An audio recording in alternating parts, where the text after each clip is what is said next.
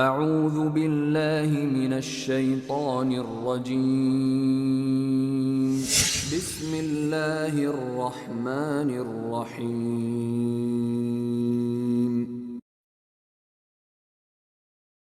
طلع البدر علينا من ثنيات الوداع وجب الشكر علينا ماذا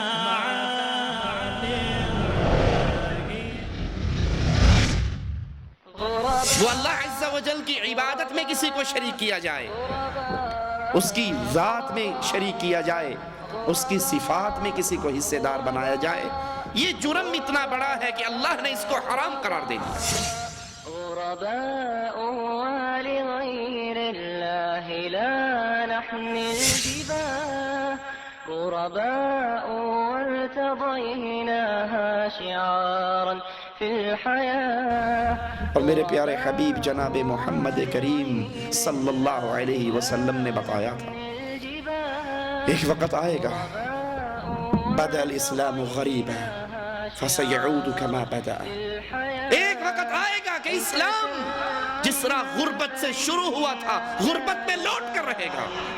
فطوبى للغرباء، جند الله دوما دربنا درب الأباه، إن تسل عنا فإنا لا نبالي بالطغاة، نحن جند الله۔ اللہ کے نبی علیہ السلام کے اصحاب کرام کس دین پر تھے؟ سوچئے، اللہ کے لیے عقل کو استعمال کیجئے۔ کیا اللہ کے نبی کے اصحاب کرام کے دور میں کسی کا دربار تھا؟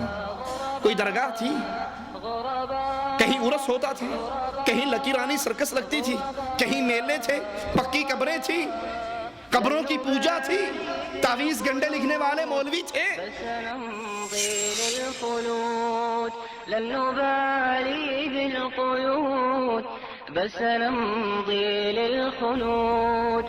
ان الحمد للہ نحمده ونستعینه ونستغفره ونعوذ باللہ من شرور انفسنا ومن سیئات اعمالنا، من يهده الله فلا مضل له ومن يضلل فلا هادي له، اشهد ان لا اله الا الله وحده لا شريك له واشهد ان محمدا عبده ورسوله، اما بعد فان خير الحديث كتاب الله وخير الهدي هدي محمد صلى الله عليه وسلم وشر الامور محدثاتها وكل محدثة بدعة وكل بدعة ضلالة وكل ضلالة في النار۔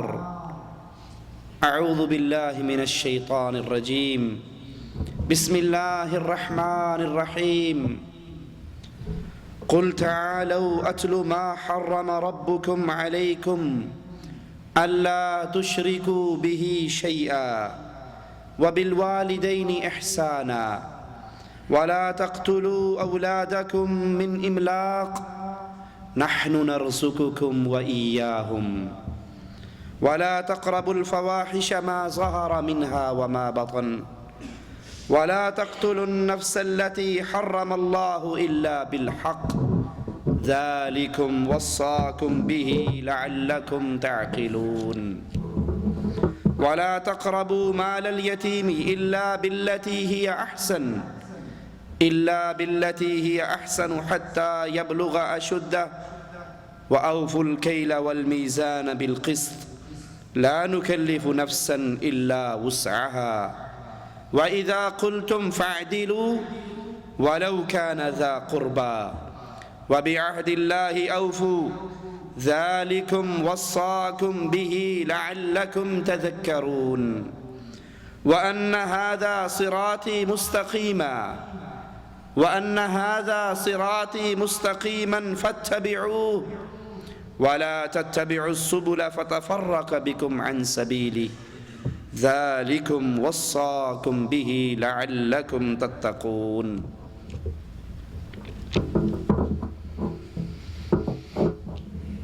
قرآن حکیم کی ان آیات کے بارے میں عبداللہ ابن مسعود رضی اللہ عنہ وارضہ فرماتے ہیں من اراد ان ينظر الى وصیت محمد صلی اللہ علیہ وسلم، جو چاہتا ہے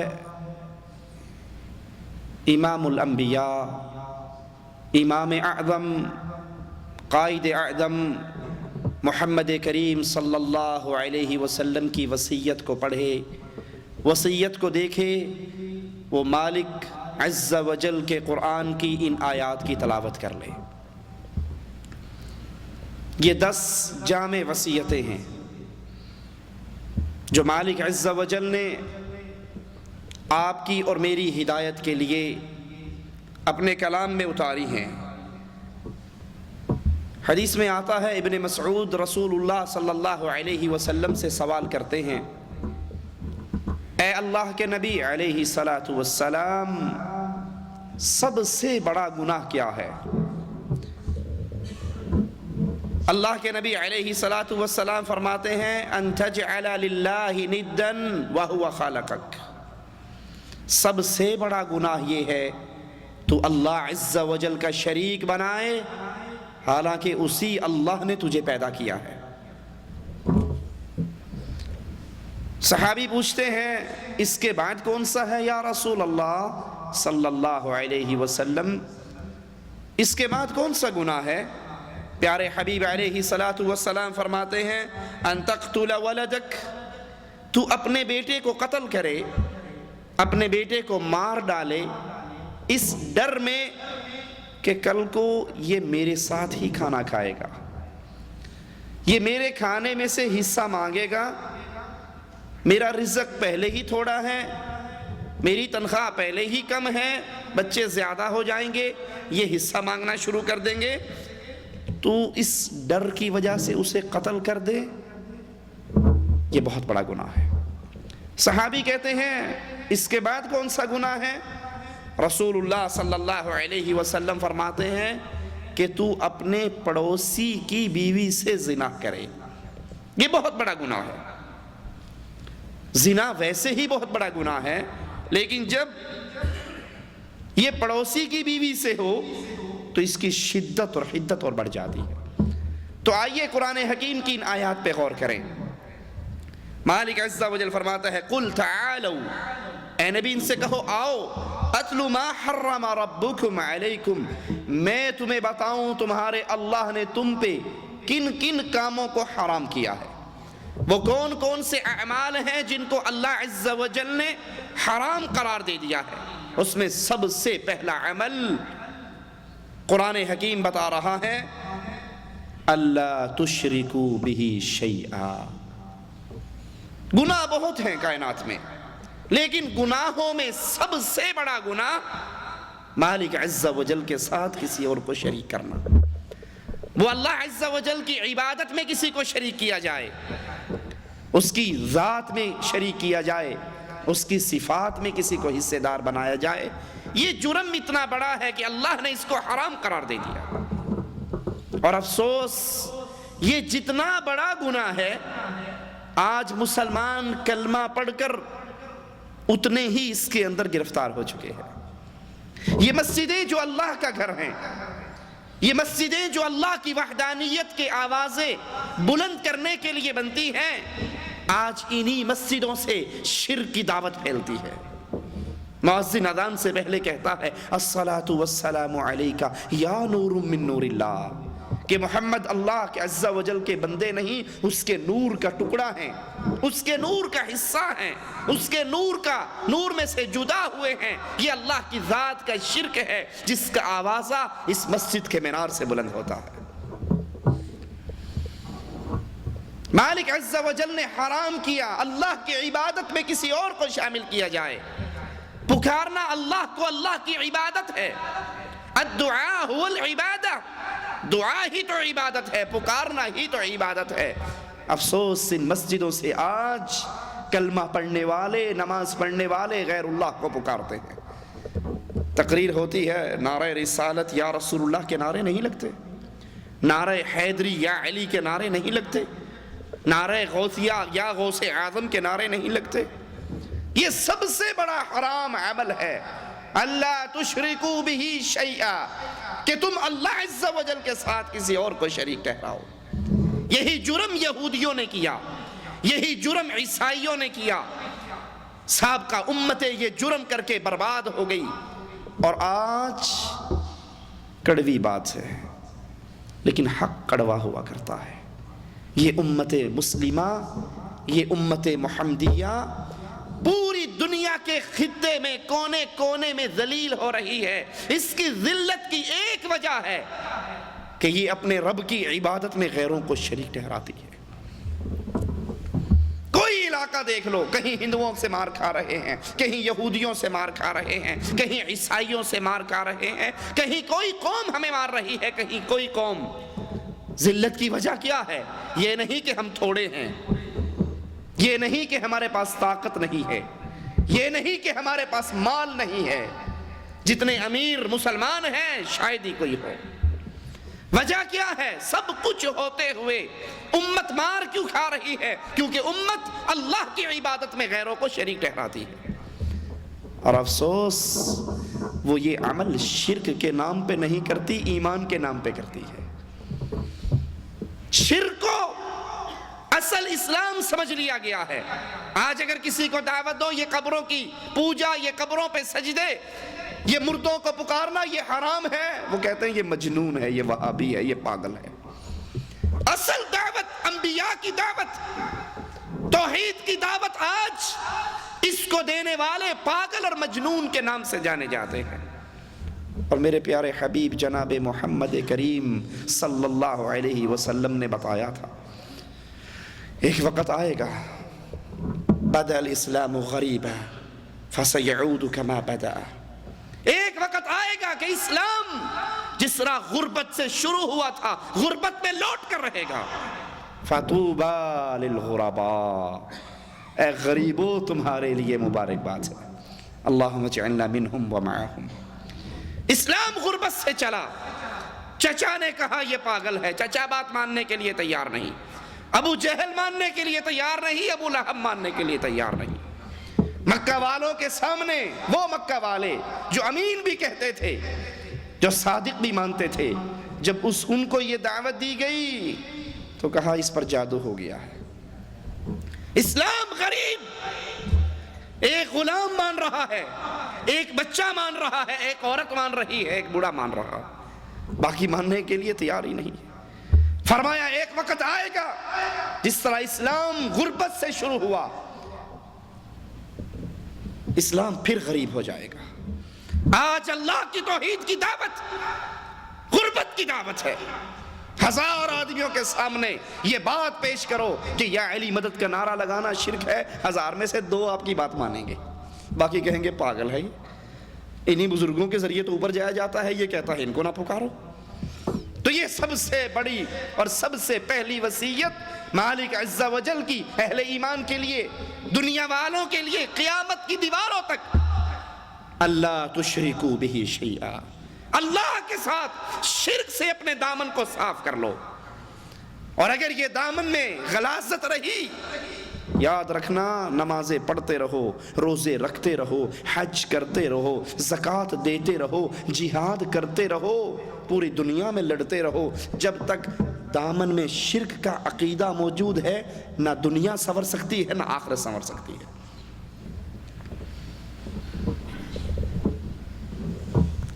اور جب یہ توحید خالص ہو جاتی ہے، شرک نکل جاتا ہے، تو مالک کا اعلان ہے کم من فئۃ قلیلہ غلبت فئۃ کثیرہ، کتنے ہی تھوڑے تھوڑوں کو اٹھاتا ہوں اور زیادہ لوگوں پہ حاوی کر دیتا ہوں۔ وہ غلبہ نصیب کیسے ہوتا ہے؟ اللہ پر ایمان کی صورت میں، عقیدہ توحید کی صورت میں۔ تو سب سے پہلی دعوت کو یاد کیجئے، شرک کو سمجھیے۔ کتاب توحید کی دعوت میں ہر بھائی کو دوں گا، ہر بھائی شیخ الاسلام محمد بن عبد الوہاب نجدی رحمت اللہ علیہ کی کتاب توحید کو خریدے، اس کو پڑھے، اپنے گھر والوں کو پڑھائے۔ شرک شیطان اس کے ذریعے سب سے پہلا وار کرتا ہے، وہ بڑا عجیب مشہور لطیفہ ہے، کسی نے اینک اتاری اور راستے میں رکھ کر بیٹھ گیا، گزرنے والا گزرا، اس کے پاؤں کی ٹھوکر لگی، اینک ٹوٹ گئی۔ اس نے کہا یار غلطی ہوگی، معاف کرنا بھائی، تیری اینک میری پاؤں کی ٹھوکر سے ٹوٹی ہے۔ کہا ادھر آؤ، تم دیوبندی تو نہیں ہو؟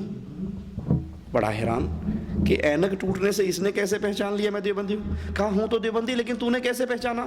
کہا کوئی بریلوی ہوتا وہ اینک ٹھیک کروا کے جاتا، پیسے دے کر جاتا، معافی مانگ کر جاتا، اور اگر کوئی وہابی ہوتا کہتا بے وقوف یہ رکھنے کی جگہ ہے، اٹھا اپنی اینک پرے کر، وہ توڑ کے بھی جاتا تو سنا کر بھی جاتا۔ شیطان کا پہلا وار انسان کے اوپر سب سے پہلے عقیدہ توحید میں ہوتا ہے۔ جب انسان شرک میں داخل ہو جائے پھر شیطان کو کوئی ضرورت نہیں کہ اس کا اخلاق خراب کرے، اس کا کردار خراب کرے، اس کے معاملات خراب کرے۔ کیوں؟ جب وہ شرک کروا لیتا ہے بے پرواہ ہو جاتا ہے کہ جتنے مرضی چلے لگا لے، جتنے مرضی عمرے کر لے، جتنے مرضی روزے رکھ کر لے، جب مرے گا سیدھا جہنم میں داخل ہوگا۔ تو سب سے بڑی بیماری شرک کی بیماری ہے۔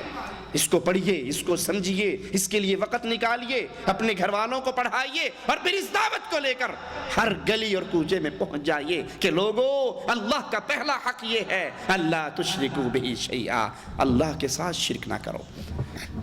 دوسری وصیت، اور یاد کر لیجئے جب بھی اللہ کی عبادت کے بعد مالک نے کسی چیز کو بیان کیا ہے وَبِالْوَالِدَيْنِ إِحْسَانًا، جہاں اللہ کا حق ہے، اللہ کے حق کے فوراً بعد مالک اکثر مقامات پہ قرآن حکیم میں والدین کا حق بیان کرتا ہے۔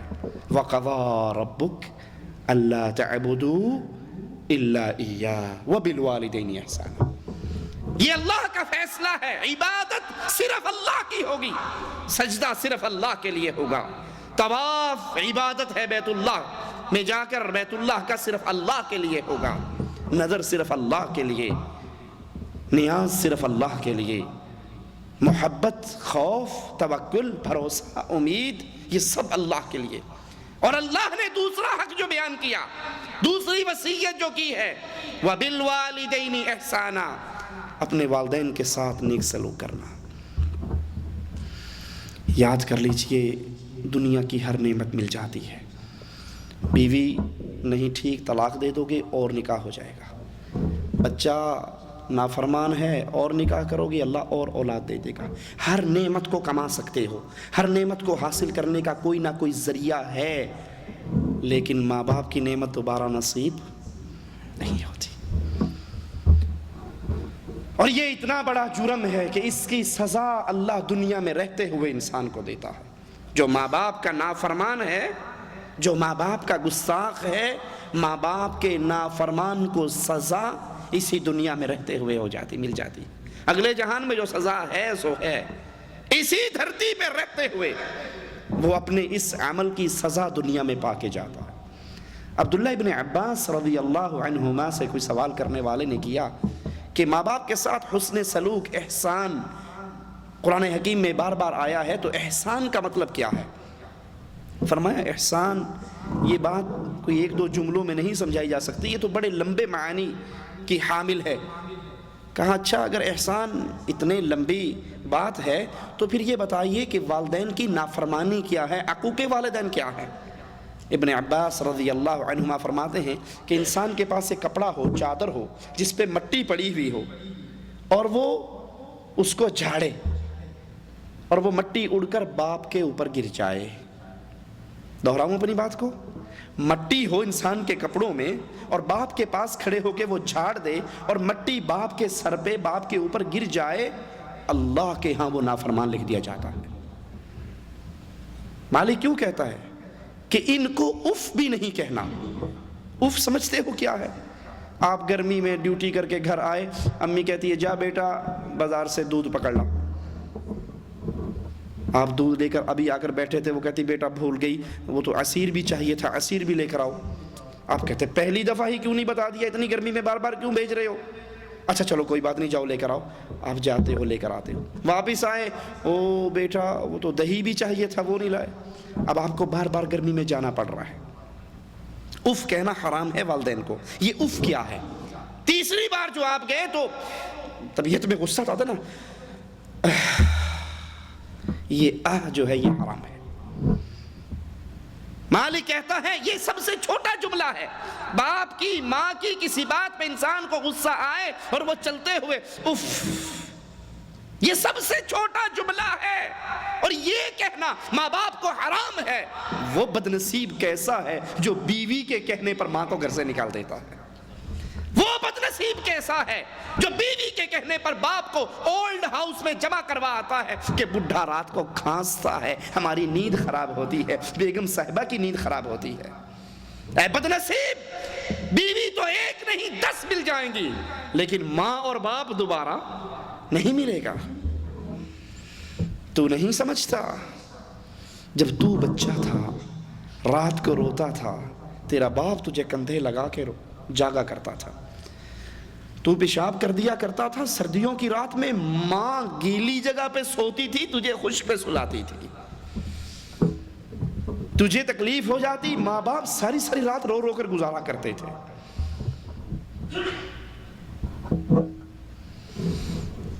یہ بیماری ہمارے معاشرے میں انگریز کے معاشرے کو دیکھ کر اتنی سرایت کر چکی ہے۔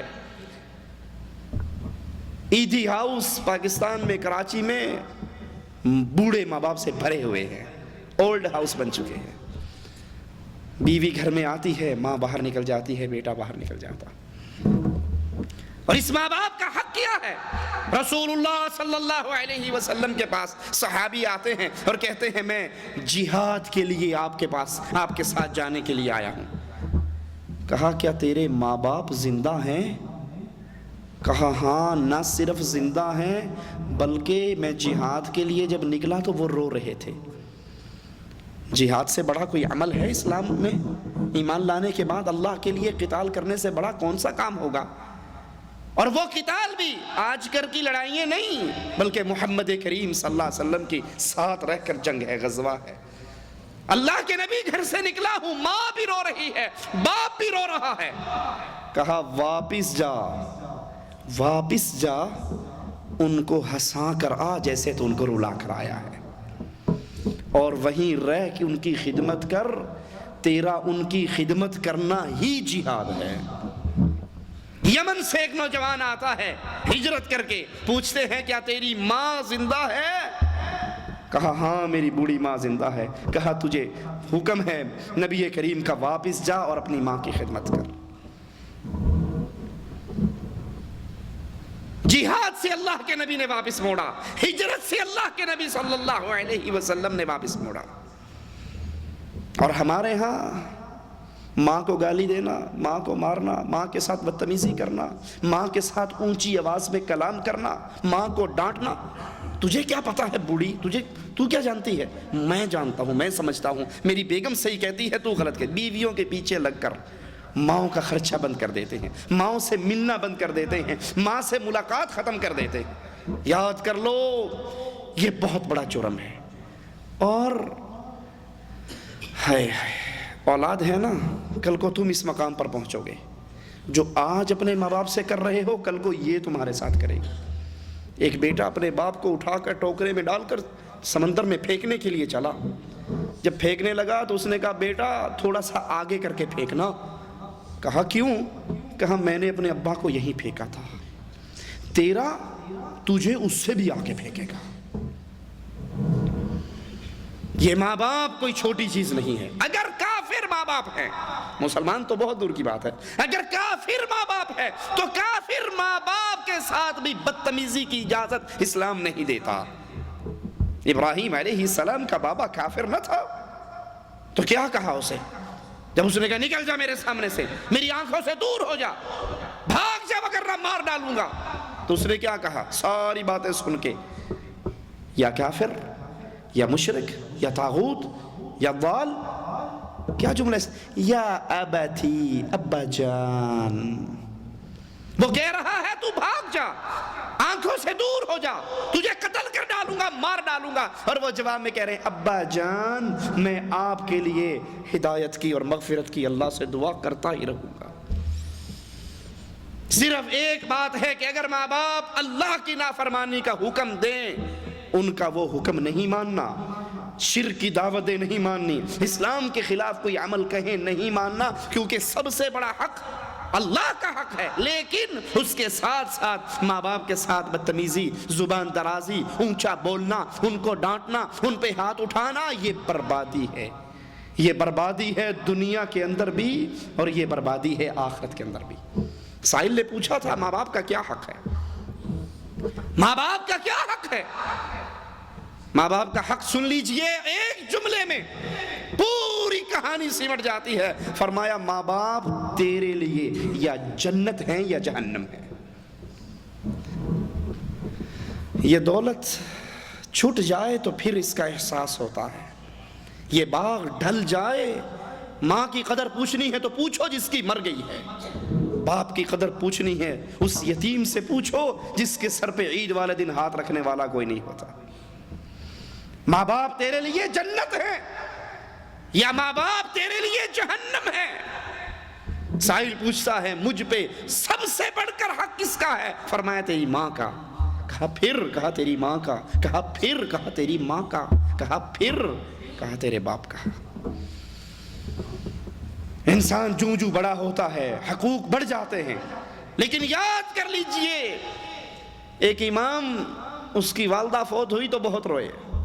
شاگردوں نے کہا اتنا کیوں روتے ہو؟ کہا ماں کے مرنے پر نہیں روتا، اس لیے رو رہا ہوں کہ جنت کا ایک دروازہ کھلا ہوا تھا آج بند ہو گیا۔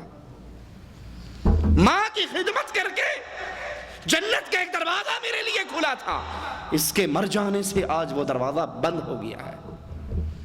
ایک تابعی ساری رات اپنی والدہ کی ٹانگیں دباتے رہے، والدہ سے باتیں کرتے رہے، اور دوسرے ساری رات اس کا بھائی تہجد کی نماز پڑھتا رہا۔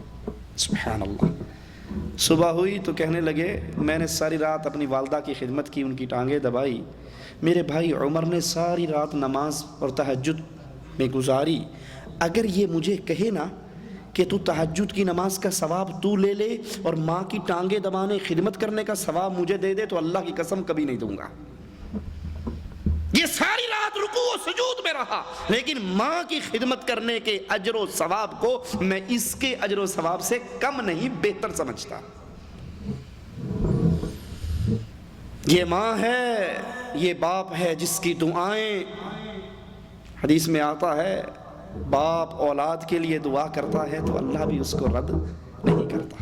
وَبِالْوَالِدَيْنِ احسانا، دوسری وصیت کو یاد کر لو، ماں باپ کے ساتھ اچھا سلوک کرو، ماں باپ کے ساتھ محبت کا سلوک کرو، ہاتھ سے خدمت کرو، مال سے خدمت کرو، ان کو راضی رکھو، ان کے سامنے آواز بلند نہ کرو۔ وَلَا تَقْتُلُوا أَوْلَادَكُمْ مِنْ إِمْلَاقٍ، پیسے کے ڈر کی وجہ سے، مال کی کمی کی وجہ سے، رزق میں کمی کی ڈر کی وجہ سے اپنی اولاد کو قتل نہ کرو۔ ہمارے ہاں کیا چلتا ہے آج کل؟ بچے تو ہی اچھے۔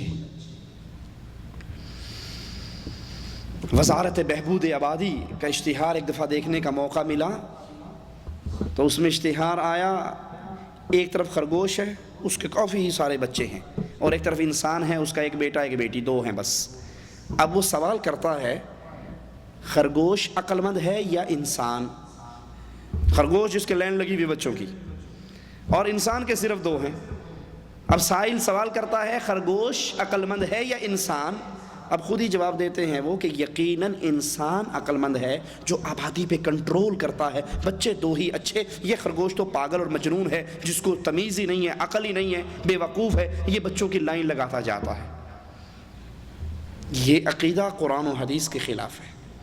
مالک کیا کہتا ہے؟ وَلَا تَقْتُلُوا أَوْلَادَكُمْ، اپنی اولاد کو قتل نہ کرو، من املاق، ایک مربے سے پہلے 4 بندے کھاتے تھے، اگر بچے زیادہ ہو جائیں گے تو اب بھی یہی ذریعہ ہے تو کہاں سے کھائیں گے؟ نَحْنُ نَرْزُقُكُمْ وَإِيَّاهُمْ، تمہارا داتا بھی اللہ ہے اور ان سب کا داتا بھی۔ عقل سے بھی سوچو، بچہ دنیا میں آئے گا، اگر کھانے کے لیے ایک منہ رکھتا ہے تو کمانے کے 2 ہاتھ بھی تو رکھتا ہے۔ اگر کھانے کا ایک منہ ہے تو کمانے کے اس کے 2 ہاتھ بھی ہیں۔ کفار کی طرف دیکھ کر مسلمان بھی اس راستے پہ، ابا جی 4 بچے ہو گئے، اس کے بعد تو مولانا صاحب میں نے اپنی بیوی کا آپریشن کروا دیا، نس بندی کروا دی۔ کچھ ظالم نل بندی کروا دیتے ہیں، اپنا ہی آپریشن کروا دیتے ہیں۔ کیا تو نہیں سمجھتا اللہ کے قانون سے ٹکر لوگے؟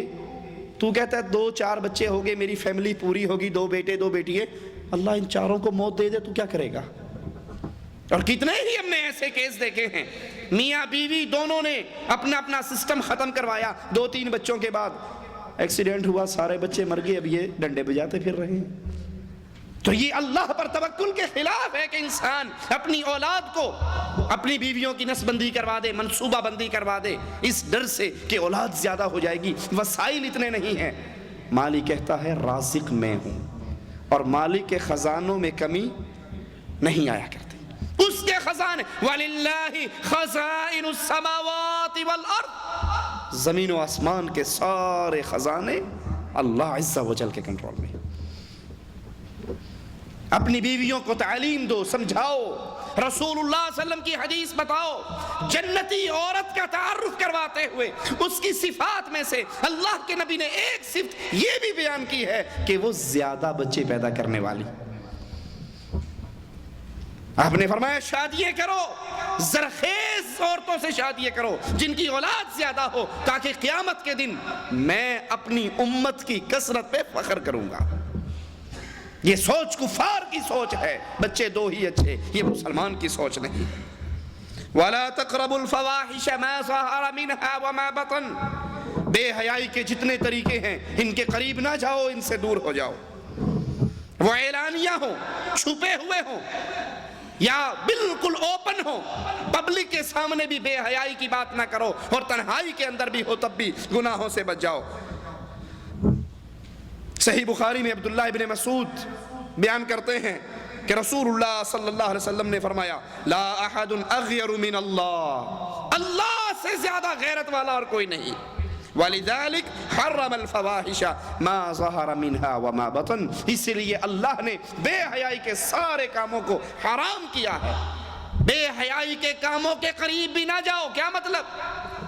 جب چھٹی جاؤ سعودیہ سے تو بڑا سارا ٹیلی ویژن کا سیٹ لے جانا نہ بھولو، اور انڈیا پاکستان پہنچ کر ڈش انٹینا لگا کر، کیبل لگا کر گندے پروگرام سارے خود اور میاں بیوی کے ساتھ بیٹھ کر دیکھنا نہ بھولو۔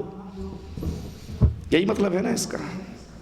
آپ دیکھ لو ایئرپورٹ پہ جاتے ہوئے جب جا رہے ہوتے ہیں بڑا سارا ٹیلی ویژن اوپر لکھا ہوا ہے حاجی اللہ دیتا، یہ کیا ہے؟ اجی بیگم نے فون کیا تھا، پورے محلے کے اندر ڈش انٹینا لگ گیا ہے، ایک ہم ہی دقیانوس رہ گئے ہیں کہ ہمارے گھر میں ڈش انٹینا نہیں ہے، اب تو کیبل بھی آ گئی ہے، اور ہمارا وہ پرانا چھوٹا سا black and white T V ہے، اس دفعہ آتے ہوئے کلرڈ لے کے آنا تاکہ ڈش انٹینا لگا کے اس لعنت کو گھر میں سجا کے ہم مل بیٹھ کر یہ کام کریں گے۔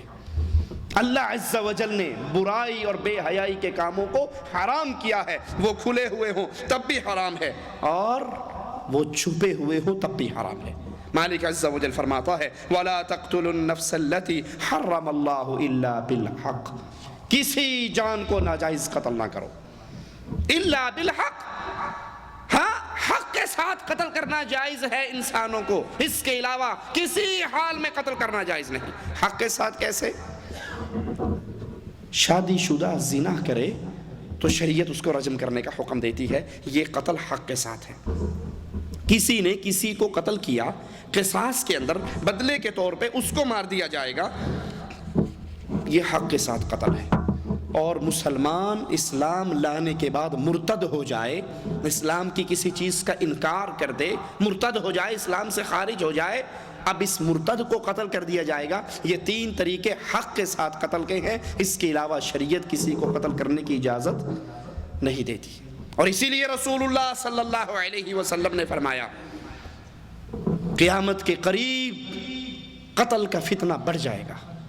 رسول اللہ صلی اللہ علیہ وسلم نے فرمایا جو مسلمان لا الہ الا اللہ کی گواہی دے اس کا خون بہانا جائز نہیں سوائے 3 صورتوں کے، زانی ہو، قصاص میں مارا جائے، یا مرتد ہو جائے، اس کے علاوہ کوئی صورت میں مسلمان کو قتل کرنا جائز نہیں۔ ہمارے ہاں کیا ہوتا ہے؟ اس سے پہلے حدیث کا واقعہ سن لیجئے۔ ایک صحابی نے کافر کو دوران جنگ گرا لیا، اوپر چڑھ گئے، قبضہ کر لیا، اب قتل کرنے کے لیے تلوار اٹھائی، اس نے نیچے سے کہا اشہد ان لا الہ الا اللہ وحدہ، اشہد ان لا الہ الا اللہ واشہد ان محمد رسول اللہ، کلمہ پڑھ لیا۔ اس صحابی نے کلمہ پڑھنے کے باوجود اس کو قتل کر ڈالا۔ خبر رسول اللہ صلی اللہ علیہ وسلم تک پہنچی، آپ نے پوچھا اے خالد تو نے اس کو قتل کیا اور وہ کہہ رہا تھا لا الہ الا اللہ؟ جواب میں حضرت خالد فرماتے ہیں یا رسول اللہ صلی اللہ علیہ وسلم وہ تو ڈر کی وجہ سے کہہ رہا تھا، وہ ڈر کی وجہ سے کلمہ پڑھ رہا تھا، دل سے نہیں پڑھا۔ اللہ کے پیارے حبیب نے فرمایا کیا خالد تو نے اس کا دل چیر کے دیکھ لیا تھا کہ وہ ڈر کی وجہ سے پڑھ رہا ہے اور دل و جان سے نہیں پڑھ رہا؟ اے خالد تیرا کیا حال ہوگا قیامت کے دن جب وہ اپنا کلمہ اللہ کے دربار میں پیش کرے گا کہ اللہ میں کلمہ پڑھ رہا تھا اس کے باوجود مجھے مار دیا گیا، اپنے ہاتھوں کو اپنے سر پہ رکھ کر کہتے ہیں اللہ میں خالد کے اس عمل سے بری ہوں۔ بظاہر یہی نظر آتا ہے، ظاہری بات یہی ہے کہ وہ نیچے گرا ہوا، تلوار اٹھی ہوئی اور اس نے پڑھ لیا، ہو سکتا ہے ڈر کے ہی پڑا ہو، لیکن اللہ کے نبی کیا کہتے ہیں کیا تو نے اس کا دل چیر کے دیکھا؟ اب سوچئے کہ وہ جنگ کے اندر گرا ہوا کلمہ پڑھے تو اس کو قتل کرنے کی اجازت نہیں۔ مسجدوں کے اندر جو بم دھماکے ہوتے ہیں اس میں کتنے مسلمان مارے جاتے ہیں، یا جہاد کے نام پہ جو فساد ہمارے ملکوں میں اب چل رہا ہے، گاڑی کے اندر بم فٹ کیا، ایک کافر مرا، 20 مسلمان مر گئے، اس 20 مسلمانوں کا خون کس کے سر پہ ہے؟ تو نے ایک کافر کو تو مارا لیکن اس کے ساتھ 18 کلمہ پڑھنے والے بھی تو مارے گئے، ان مسلمانوں کا خون کس کے سر پہ ہے؟ مالک عز و جل حرام کر رہا ہے کسی جان کو قتل نہ کرو الا بالحق، سوائے حق کے ساتھ۔ اور ہمارے ہاں نہ قاتل کو پتا ہے مار کیوں رہا ہوں، نہ مقتول کو پتا ہے کیوں مر رہا ہوں، باہر بیچارہ سبزی لینے کے لیے جاتا ہے اور اس کی لاش گھر میں واپس آ جاتی ہے۔ ذالکم وصاکم بہ، یہ اللہ تمہیں وصیت کر رہا ہے، یہ اللہ تمہیں حکم دے رہا ہے کہ اللہ عز و جل کی شریعت کے مطابق چلو۔ وَلَا تَقْرَبُوا مَالَ الْيَتِيمِ إِلَّا بِالَّتِي هِيَ أَحْسَنُ حَتَّى يَبْلُغَ أَشُدَّهُ، یتیم کے مال کے قریب نہ جاؤ سوائے اچھے طریقے سے۔ کوئی یتیم ہو گیا، مر گیا، ماں باپ اس کے، اب اس کا مال آپ کے پاس ہے، آپ کے بھتیجے ہیں، آپ کے بھانجے ہیں یا غیر ہیں، اس کے مال کی نگہداشت کرو۔ اگر اللہ نے تمہیں دیا ہوا تو اس سے کچھ نہ لو، اور اگر تم فقیر ہو تو اس کے مال کو تجارت میں لگا کے، کاروبار کر کے، جو بھی کر رہے ہو اس میں اپنا جو تھوڑا بہت گزارے کا سسٹم ہے وہ چلاتے رہو اس کے مال کی نگہداشت کے بدلے میں، لیکن حرام کاری اس یتیم کے مال میں نہ کرو۔ رسول اللہ صلی اللہ علیہ وسلم فرماتے ہیں جو یتیم کا مال کھاتا ہے وہ اپنے پیٹ میں جہنم کی آگ بھرتا ہے۔ یتیم کا مال کھانے والا کتنے ہیں ہم میں سے؟ بھائی مرا، بھتیجوں کو بھگا دیتے ہیں، جائیداد پہ سارا قبضہ ہو جاتا ہے۔ یہ بیماری ہمارے ہاں ہے یا نہیں ہے؟ مولویوں نے یتیموں کا مال کھانے کے لیے اپنی بدکاریوں پہ اسلام کا چولا چڑھا لیا، حالانکہ رسول اللہ صلی اللہ علیہ وسلم نے فرمایا تھا کہ یتیم کی کفالت کرنے والا جنت میں میرے ساتھ یوں ہوگا۔ یتیموں کے ساتھ اچھے سلوک کا حکم دیا گیا، یتیموں کو پیار کرنے کا حکم دیا گیا، ان سے محبت کرنے کا حکم۔ اور ہمارے یہاں کیا ہوتا ہے؟ باپ مرا، مولوی صاحب رومال سنبھال کے پہنچ گیا، السلام علیکم، تیرا ابا مر گیا؟ آہو جی مولوی صاحب مر گیا، پہلے دن دی ختم دی دیگ چڑھا دے، چلو دیگ چڑھاؤ، پہلے دن کا ختم دلواؤ، دوسرے دن کا ختم، تیسرے دن کا ختم، 7ویں کا ختم، 9ویں کا ختم، 10ویں کا ختم، 20ویں کا ختم، 40ویں کا ختم، پھر قول، پھر برسی۔ اللہ کرے گا انہیں کوئی اور مر جائے گا، میرا دھندا چلتا رہے گا۔ اللہ کے نبی علیہ السلام کا فرمان کیا ہے؟ جو مر جائے تم پڑوسیوں کا حق ہے، وہ تو بیچارے غم میں ہیں، تم کچھ پکا کر ان کے گھر میں بھیجو، تم انہیں کچھ کھلاؤ، تم ان کا غم بٹواؤ۔ ادھر باپ مر جاتا ہے، ادھر یتیم دیگ والے کو بلانے چلے جاتے ہیں، مولوی صاحب نے کہا ہے ختم پڑھنا ہے، مولوی صاحب نے کہا ہے تیسرے دن کا ختم، گٹھلیوں کے اوپر آیت کریمہ کا ورد کرنا ہے، اور کرنے والے 100 درویش آئیں گے، ان سب کو کھانا کھلانا ہے۔ ریاض میں ایک جگہ میں جمعے کا خطبہ دیا کرتا تھا، میرے پاس ایک بنگلہ دیش کا ایک ساتھی آیا، واللہ مسجد میں کھڑے ہو کر اس کا واقعہ آپ کو سناتا ہوں، مولوی کس طرح یتیموں کا مال کھاتے ہیں۔ وہ کہا حضرت میں 500-400 بیچارہ مزدور آدمی بنگلہ دیش سے گیا، میرے ابا جان فوت ہو چکے تھے، 3 مولوی بنگالی میرے گھر آ گئے، کہنے لگے تیرا ابا مر گیا؟ میں نے کہا جی مر گیا۔ کہا تجھے پتا ہے وہ نماز نہیں پڑھتا تھا؟ میں نے کہا جی مجبوری، میں تو سمجھایا کرتا تھا، نہیں پڑھی تو کیا کروں؟ کہا تجھے پتا ہے وہ جہنم میں جل رہا ہے؟ میں نے کہا ٹھیک ہے بے نماز نہیں تھا تو جہنم میں جلے گا، میں کیا کر سکتا ہوں؟ کہا بے وقوف، تو اس کو جہنم سے نکال کے جنت میں بھیج سکتا ہے۔ میں نے کہا مولوی صاحب میرے لیے کیا حکم ہے، میں کروں گا، مجھے بتاؤ میرا ابا جہنم سے کیسے بچ سکتا ہے؟ کہا اس نے اتنے سال نمازیں نہیں پڑھی، اتنے سال کی نمازیں ہم 3 مولوی آپس میں ڈیوائیڈ کر کے ہم پڑھ لیں گے، اس کی ادا ہو جائے گی، وہ جہنم سے نکل کے جنت میں چلا جائے گا۔ کہا مولوی صاحب بڑی مہربانی۔ کہا نہیں سوکیج نہیں کم ہونا، 27,000 ٹکا ہم لیں گے، اگر تم 27,000 ٹکا 9,000 ایک مولوی کو آئے گا دے دو تو تمہارا باپ جہنم سے نکل کے جنت میں جا سکتا ہے۔ کہا مولوی صاحب میں 2 سال کی چھٹی کے بعد کچھ اتنے ہی پیسے بچا کر لے گیا تھا، میں نے ان مولویوں کو دے دیے، اب آپ مجھے مسئلہ بتاؤ ہمارا باپ جنت میں چلا گیا ہوگا؟ واللہ بتا رہا ہوں مسجد میں کھڑے ہو کر۔ میں نے کہا وہ تو جنت میں اگر نہ بھی گیا ہوگا، ان مولویوں کی جہنم کم از کم ضرور پکی ہوگی۔ یہ یتیموں کے مال کھانے کے ڈھونگ ہیں کہ پہلے دن کا ختم، یہ دوسرے کا ختم، یہ تیجے کا ختم، یہ 7واں، یہ 9واں، یہ 10واں، یہ 40واں، یہ کل، یہ برسی، یہ سارا ڈھونگ اپنایا ہے مولویوں نے اپنے پیٹ کا دھندا کرنے کے لیے۔ یتیموں کا مال کھانا حرام ہے۔ بھائی مر جائے تو اس کی اولاد کو اس کی وراثت سے محروم نہ کرو، جتنا وراثت سے محروم کرو گے، یتیم کا جتنا مال کھاؤ گے، وہ تمہارے پیٹ میں مال نہیں جہنم کی آگ جائے گی۔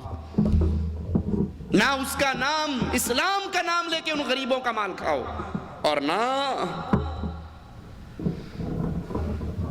قبضہ کر کے اس کا مال کھاؤ، بلکہ یتیم کی کفالت کرو۔ آج اللہ نے ان کو یتیم کر دیا، کیا کل کو اللہ تیرے بچوں کو یتیم نہیں کر سکتا؟ تو اللہ سے لکھوا کر آیا، تو نے 100 سال سے پہلے نہیں مرنا، وہ تو جس کو چاہے جب چاہے اٹھا لے۔ یتیموں کے ساتھ محبت کرو، پیار کرو۔ دل جو گناہوں سے سخت ہو جاتے ہیں وہ یتیموں سے پیار کرنے کی وجہ سے ان دلوں میں نرمی آتی ہے۔ وَأَوْفُوا الْكَيْلَ وَالْمِيزَانَ بِالْقِسْطِ، ناپ تول پورا پورا کرو۔ پچھلی امتوں کی بربادی کا ایک سبب یہی ناپ تول کی کمی تھی، جب لیتے ناپتے اور تولتے پورا، اور جب دیتے ڈنڈی مار کے دیتے۔ آپ نے بھی دیکھا ہوگا ہمارے ہاں ترازو میں وہ درمیان میں ایک چھوٹی سی کلی لگی ہوتی ہے ترازو میں، وہ یہاں سے ہاتھ سے اڑا دیتا ہے، اب دیکھو جی پورا ہو گیا۔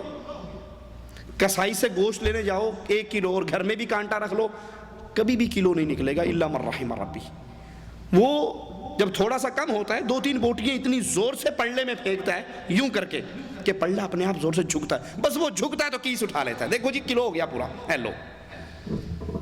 امتوں کی بربادیوں کا سبب ناپ تول میں کمی، سابقہ امتیں برباد ہوئی، اور یہاں بھی مالک عز و جل حکم دے رہا ہے ناپ تول کے اندر کمی نہ کرو، اس میں ڈنڈی نہ مارو۔ کیوں؟ کیا تمہیں یقین نہیں کہ ایک دن تم نے بھی اٹھ کر اللہ کے دربار میں جانا ہے؟ عبداللہ ابن عمر رضی اللہ عنہ وارضا ایک جنگل میں سے گزرتے ہیں، چرواہا بکریاں چرا رہا، اس سے کہتے ہیں کہ ایک بکری ان بکریوں میں سے مجھے بیچ دے۔ وہ کہنے لگے کہ میں تو خود ملازم ہوں، غلام ہوں اپنے آقا کا، میں کیسے بیچ سکتا ہوں؟ کہا اگر تیرا آقا سوال کرے کہ ایک بکری کہاں گئی، اس سے کہنا اکلہ الذئب، بھیڑیا آیا اور بکری اٹھا کے چلا گیا۔ یہ 1-2 گرام 10 گرام 20 گرام کی ڈنڈی مار کے کیا مل جائے گا؟ کیا کوٹھیاں بن جائیں گی میری اور آپ کی؟ لیکن آخرت ضرور برباد ہو جائے گی۔ اللہ ہم سب کی آخرت کو بہتر بنائے۔ کہا تو اپنے آقا سے کہہ دینا بھیڑیا آیا بکری اٹھا کے لے گیا۔ وہ غلام ایمان سے اس کا دل بھرا ہوا تھا، جواب میں کہتا وَمَاذَا أَقُولُ لِلَّهِ، جب مجھے قیامت کے دن کھڑا کیا جائے گا تب میں اللہ کے دربار میں کیا جواب دوں گا؟ آقا کو تو یہ کہہ کر چپ کروا لوں گا کہ بکری کو بھیڑیا اٹھا کر لے گیا، لیکن اللہ کے دربار میں بھی تو پیشی ہونی ہے۔ اللہ کے دربار میں بھی تو کھڑا ہونا ہے, وہاں اللہ کے سامنے کیا جواب دوں گا؟ وَإِذَا قُلْتُمْ فَاعْدِلُوا, جب بھی بات کرو عدل والی کرو, وَلَوْ كَانَ ذَا قُرْبَى, اگرچہ وہ بات اپنے ہی کسی کے خلاف جا رہے ہو. یہ نہیں کہ گواہی دیتے ہوئے اگر گواہی کسی اپنے کے خلاف آ گئی تو فوراً ڈنڈی مار جاؤ, اور غیر قوم کے خلاف آ گئی تو بالکل سیدھے ہو جاؤ. رسول اللہ صلی اللہ علیہ وسلم فرماتے ہیں پچھلی امتیں اس لیے برباد ہوئیں, ان میں جب کوئی غریب گناہ کرتا اس پہ حد جاری کر دی جاتی, اور جب کوئی امیر گناہ کرتا تو اس کو چھوڑ دیا جاتا. ایک کیس کے متعلق جب آپ کے پاس فیصلہ آیا, آپ نے فرمایا اللہ کی قسم اگر آج بنت محمد فاطمہ بھی چوری کرتی میں اس کے ہاتھ کو بھی کاٹ ڈالتا. گواہی دینی ہو, شہادت دینی ہو, ہمیشہ حق اور سچ کی گواہی دیجئے. شہادت دیتے ہوئے اللہ کا ڈر اپنے دل میں بٹھائیے. اپنے ہوں, وہ مولوی صاحب سے پوچھا مولوی صاحب اگر کوئی آدمی فلاں جرم کر لے اس کا کیا کفارہ ہے؟ تو حل سمجھتے ہو نا آپ, جو بیل کے پیچھے لکڑی باندھ کے زمینوں میں پرانے انداز پہ کاشتکاری ہوتی تھی اسے حل کہتے تھے. کہنے لگا حل کو کھڑا کر لو اور اس کے سائیڈوں پہ روٹیاں پکا پکا کے رکھتے جاؤ, جب سارا حل اس میں ڈوب جائے تو یہ ساری روٹیاں فقیروں میں تقسیم کر دو. اس نے کہا اچھا مولوی صاحب اس گناہ میں آپ کا بیٹا بھی شامل ہے؟ کہتا اچھا, کہتا ہاں, کہتا حل نو لمبا پالو تے دے اتے روٹیاں رکھنے لگ جاؤ, جنہیں چھپ جے وہ بن دے. جب پتہ لگا میرا بیٹا بھی اس گناہ میں شامل ہے تو کہا کھڑا کرنے کی بجائے لمبا ڈال لو, اس کے اوپر روٹیاں رکھتے رہو, جتنی 15-20 روٹیوں سے بھر جائے گا اس کو. کبھی بھی گواہی دیتے ہوئے یہ نہ دیکھیے میرے سامنے میرا بھائی ہے, عزیز ہے, دوست ہے, دوستی خراب ہو جائے گی. آپ دوستی خرابی کی بچت کے لیے جھوٹ بول جاؤ گے, کہیں اس کی وجہ سے آپ کی اور اللہ کی دوستی خراب نہ ہو جائے. تو مالک حکم دے رہا ہے وَإِذَا قُلْتُمْ, جب بھی بات کرو, جب بھی فیصلہ تمہارے پاس آئے تو فوراً فَاعْدِلُوا, عدل والی بات کرو.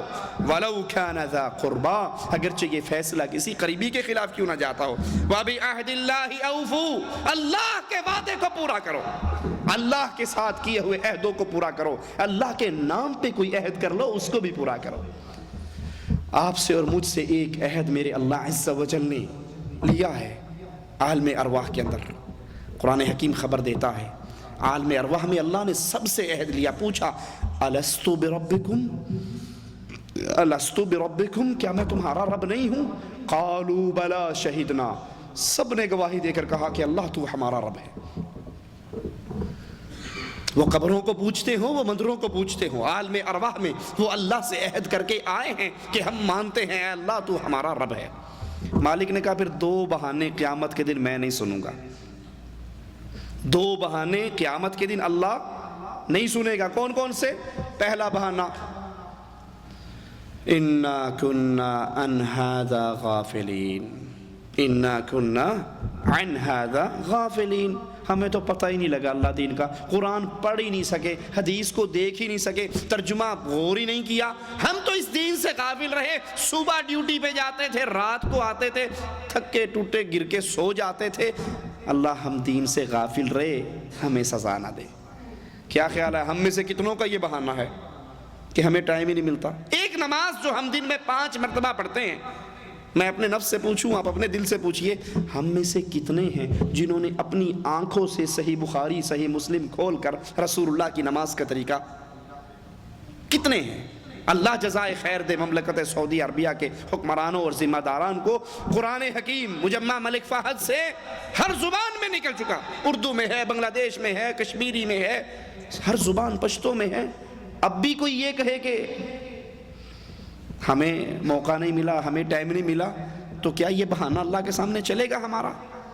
دوسری بات وجدنا علیہ آباءنا, ہمارا جرم کیا ہے, ہمیں جو ہمارے ماں باپ نے سکھایا, جو ان کو کرتے دیکھا وہی ہم نے کیا. اللہ کہتا ہے یہ 2 بہانے قیامت کے دن قبول نہیں ہوں گے. کیا خیال ہے ہماری بربادی میں یہی 2 باتیں ہیں نا؟ یا تو مجھے اور آپ کو دین سمجھنے کا ٹائم نہیں ہے, دین سیکھنے کا ٹائم نہیں ہے, اور اگر ہے تو پھر کہتے ہیں جی مولوی صاحب کیا کریں, ہمارے تو دادا ابا 11ویں دیتے آتے تھے, کیسے انکار کر دیں. یہ جو شرک بدعات ہو رہی ہیں یہ ہمارے ابا حضور کرتے آ رہے تھے, ہمارے بڑوں نے یہ کیا, اگر نہ کریں گے تو لوگ کہہ دیں گے یہ ماں باپ کا گستاخ ہے. میں مثال دے کے بات آگے چلاتا ہوں. کسی کا ابا موچی ہو, جوتے پر پالش کرتا ہو, اور اس کا بیٹا پڑھ لکھ کے ڈاکٹر بن جائے، دنیا میں کبھی کوئی اس کو تانا دے گا تیرا ابا موچی تھا تو ڈاکٹر کیوں بن گیا؟ کوئی تانا دے گا؟ اللہ کے لیے سوچو. کسی کے باپ کے پاس گدھا گاڑی تھی، گدھا ریڑی تھی، وہ اس پہ مزدوری کرتا تھا اور اس نے پیٹ پالا اپنے بچوں کا اپنا اور بچوں کو پڑھا لکھا کر اب بیٹا اس کا پروفیسر بن گیا. تو کیا خیال ہے کوئی اس کو تانا دے گا تیرا ابا کھوتی ریڑھی چلاتا سی تو پروفیسر سیٹ تے بیٹھا ہے؟ کوئی تانا دے گا اسے کہ تیرا ابا تو گدھا گاڑی چلاتا تھا تو یونیورسٹی میں کیوں بیٹھا ہے؟ اگر کوئی تانا دے بھی صحیح تو وہ کیا کہے گا؟ بے وقوف، میرے ابے نے پڑھا نہیں تھا، میرے ابا جی غریب تھے، ان کا باپ ان کو پڑھا نہیں سکا، بے علمی کی وجہ سے وہ موچی بنے یا گدھا بان بنے، گدھا ریڑھی چلانے والے بنے. میں پڑھ لکھ گیا ہوں، اس لیے میں نے روزی روٹی کمانے کا یہ راستہ اپنایا ہے. دنیا میں کوئی کسی کو تانا نہیں دیتا، اور جہاں معاملہ دین کا آتا ہے تیرا ابا تے کم کردا سی تو کیوں نہیں کردا؟ دین کے اندر دین اور اسلام کی بات آتی ہے تو فوراً ماں باپ کے دین کو پیش کر دیتے ہیں. ماں باپ نے یہ نہیں کیا. ہم جتنے سعودیہ میں آئے ہیں کیا ہمارے سب کے ماں باپ سعودیہ میں آئے تھے؟ پھر پوچھو بھئی تیرا ابا تے پاسپورٹ بھی نہیں بنوایا سی تو ایتھے کیوں آیا پھردا؟ یہ بہانہ شیطان کی طرف سے گڑا ہوا بہانہ ہے. اللہ کے عہد کو پورا کیجئے، اور اللہ کا عہد الستُ بربکم، کیا میں تمہارا رب نہیں ہوں؟ سب نے مانا تھا اللہ تو ہمارا رب ہے. کہا دو باتیں نہ پیش کرنا قیامت کے دن. ایک بات ہم اس سے غافل تھے، دوسری بات بڑوں کے پیچھے چلے تھے. ذالکم وصاکم بہ لعلکم تذکرون، تم نصیحت پکڑو اس لیے تمہیں اللہ عز و جل یہ وصیت کرتا ہے. وَأَنَّ هَذَا صِرَاطِي مُسْتَقِيمًا فَاتَّبِعُوهُ وَلَا تَتَّبِعُوا السُّبُلَ، اور یہ راستہ میرا سیدھا راستہ ہے.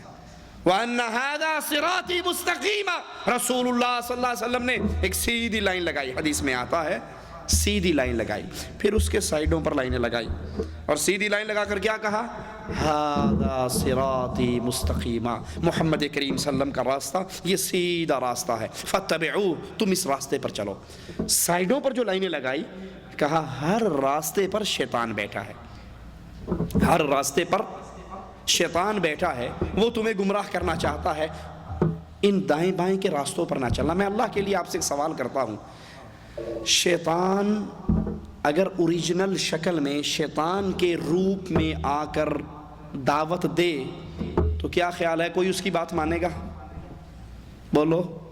شیطان کے روپ میں آ کر کے میرے پیچھے لگ جا تو گیا گزرا گندا انسان، بے دین انسان بھی اس کی بات نہیں تسلیم کرتا. تو شیطان ہے، بے ایمان، تیرے پیچھے کون لگے گا؟